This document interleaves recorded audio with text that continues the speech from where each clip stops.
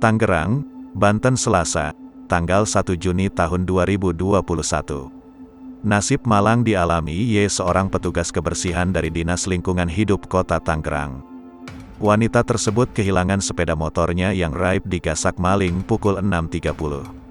Sepeda motornya digasak maling ketika terparkir di depan ruko, di Jalanan Merdeka Cimone. Aksi maling yang berhasil kabur membawa motor curian ini sempat diketahui korban. Korban pun sempat mengejar dengan berlari, tetapi maling berhasil lolos.